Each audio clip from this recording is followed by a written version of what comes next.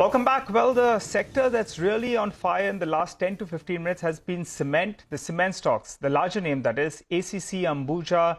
You have, Shree Cement. All of them have moved to the high point of the day. Keep in mind, stocks like Shree Cement and Ultratech Cement, they have seen a big correction from the recent peak. But ACC and Ambuja, well, they are trending ahead. Their open offer is virtually closed out now. And the price is much lower than what, the stocks are trading at. To understand what's going on in the sector and how to approach these stocks, we're joined by Aditya Saraogi, the Chief Financial Officer at Birla Corporation, as well as Rajesh Ravi, Institutional Research Analyst at HDFC Securities, who joins in. Good morning, gentlemen. Thanks so much for joining in. Mr. Saraogi, I'll come to you in just a bit. For the time being, I want to focus on how to approach these stocks. Rajesh, tell us, this move on ACC and Ambuja Cements is absolutely spectacular. The stocks have underperformed in capacity and stock performance as well, if you look at it in the last 10 years or so. But now they've come to the party. How do you approach both these two names? And given that ACC has valuation comfort, would you prefer that in comparison to Ambuja? Yeah, hi, good morning. You're right. Among the two stocks, ACC and Ambuja, the valuations is much comfortable in case of ACC, while Ambuja on a standalone basis is trading north of $180, $190. So we obviously believe that ACC has more valuation comfort as a standalone entity.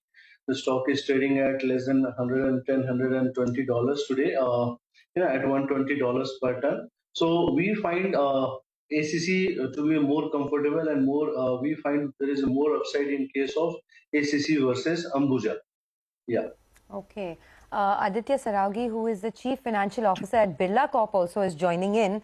Mr. Saraogi, good morning and welcome to the show. Can you quantify for us what has the price fall been so far in Q2 of FY23?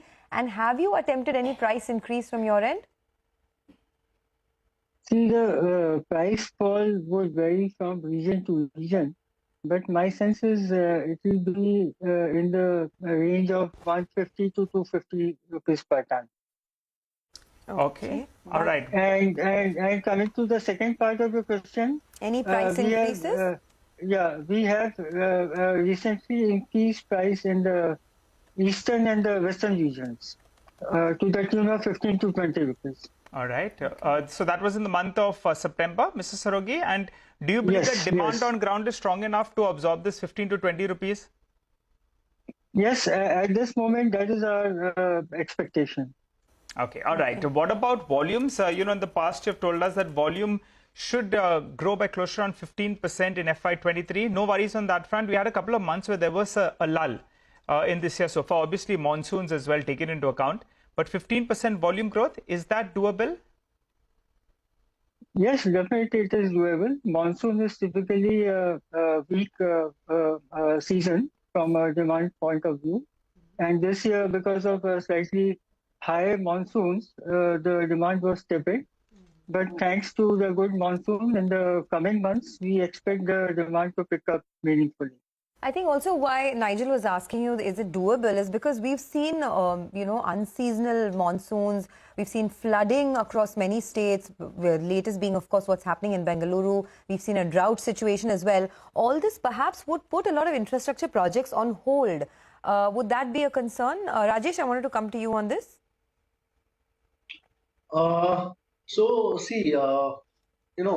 Can you rephrase the question? I didn't get you. What you're trying to... So I'm trying to ask you about whether these demand trends, right? 15 to 20% growth is what Mr. Saraogi is talking about. But do you think that would be a challenge given what's happening with the monsoon situation?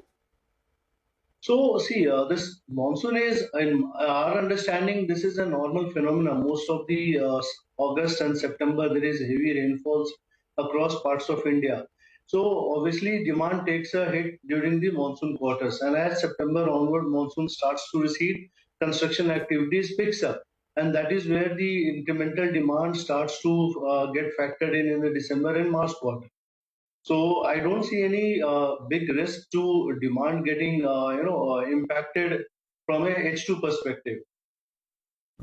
Rajesh, since we're talking about stocks, couple of these companies from the broader markets, the smaller mid-sized companies, so to call it Sanghi Industries, India Cements as well. I think if I look at a margin performance, they deliver the worst margins, in quarter one but they have rallied the most, post their numbers. How would you approach some of these names? Do you believe some of them are acquisition targets for these larger names? So yeah, what is happening is that there's a lot of hopes and expectations that the market will see renewed M&A activities post, the Adanis coming into the fray, and even they talking about adding, close to 40 to 60 million ton capacities over next few years.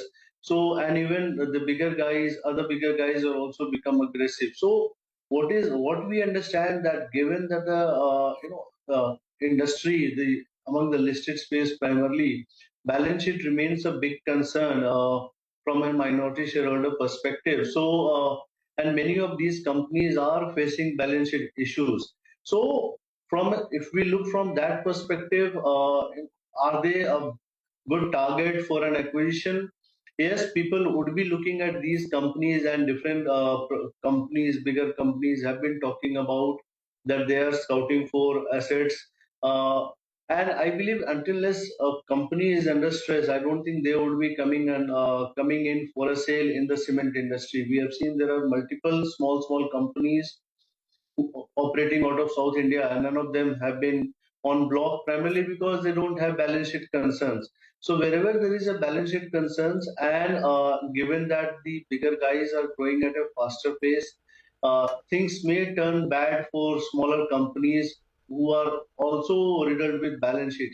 So from that perspective, the market may be factoring in that these could be acquired, and in case of an acquisition, see, all M&As that we have seen in the last few years are not below $100, whereas most of these stocks are trading well below $100, $50 to $60. Most of the small cap names, they are trading at $50 to $60.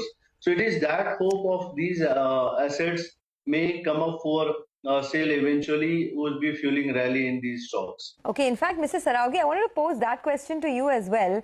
Are you looking at any inorganic growth at this point in time? Earlier, you had told us that you're looking at fully utilizing your existing 20 million ton capacity.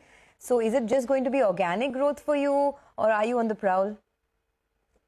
No. Currently, we are not looking at any inorganic opportunities. But, Mr. Saraogi, why is that? If you're going to be setting up capacity at $100 per ton, and there are some of these companies that are available at $60, $70 per ton, maybe some of them even below that, won't it be, an attractive proposition to go out there, engage with some of these promoters and pick up the capacity, getting a ready running capacity at a cheaper price? Why wouldn't you do that? See, you are absolutely correct. From an industry standpoint, it might make sense. But coming to my company specifically, we have just completed a major capacity expansion from 15 million to 20 million tons. So our balance sheet would not allow any further major expansion at this juncture. Maybe a couple of years down the line, we can definitely look at that. Okay, so let's talk about your balance sheet then. I think the last reported number, your debt was closer to around 3,700 to 3,800 crores odd. So what is the outlook out here? Will you be looking at debt reduction, say in FY24? If yes, by how much?